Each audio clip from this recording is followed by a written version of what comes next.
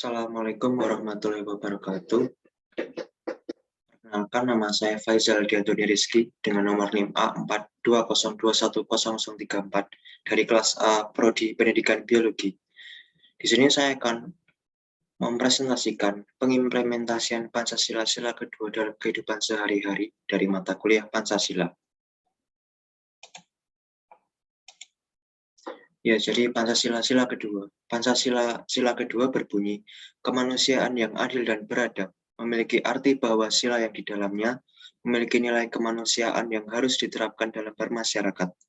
Pancasila sila kedua merupakan perwujudan nilai kemanusiaan yang dimiliki oleh bangsa Indonesia, karena manusia merupakan makhluk yang berbudaya, bermoral, dan beragama. Jadi oleh karena itu, sudah seharusnya sebagai warga negara yang berkeinginan hidup tentram, aman, dan damai sesama masyarakat, maka harus menerapkan nilai dari sila kedua ini.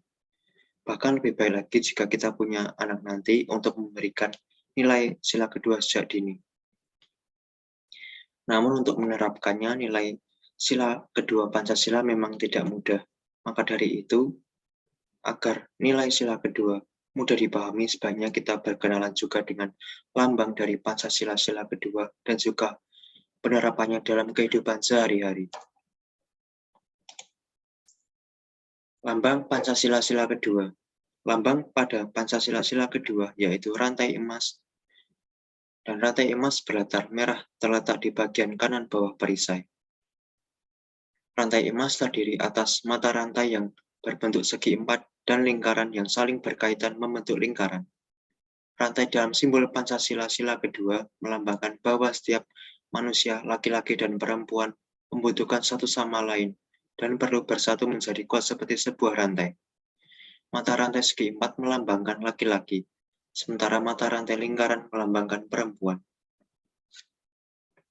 Rantai dalam simbol Pancasila kedua juga memiliki makna bahwa manusia yang berkemanusiaan dalam filosofi Pancasila adalah manusia yang dapat menerapkan nilai kemanusiaan dalam bentuk sikap tindak yang mengakui persamaan derajat dengan mengembangkan sikap saling mencintai, bersikap tenggang rasa, dan tidak semena-mena dengan orang lain. Dan kemudian ini adalah contoh penerapan Pancasila sila kedua. Terlihat terdapat 3 orang. 2 orang sedang berselisih pendapat, kemudian orang yang di tengahnya sedang menengahi dari perdebatan tersebut. Jadi ini adalah gambar melerai seorang yang berselisih. Untuk mencegah konflik yang bisa berakibat pada kekerasan, diperlukan rasa saling menerima keberadaan masing-masing individu maupun kelompok yang bertikai. Dengan salah satu caranya adalah mendorong perdamaian yang diperlukan pihak ketiga untuk mendamaikan kedua kubu. Dan kadangkala kita merasa takut dalam mendamaikan perselisihan. Kita khawatir apabila ikut campur dalam perselisihan, masalah akan timbul lebih parah. Padahal tidak demikian. Justru dalam perselisihan diperlukan orang ketiga untuk mendamaikan. Jadi Allah menekankan kepada hambanya untuk selalu peduli.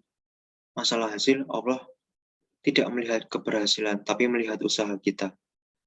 Selama kita berusaha, Allah juga akan menolong hambanya.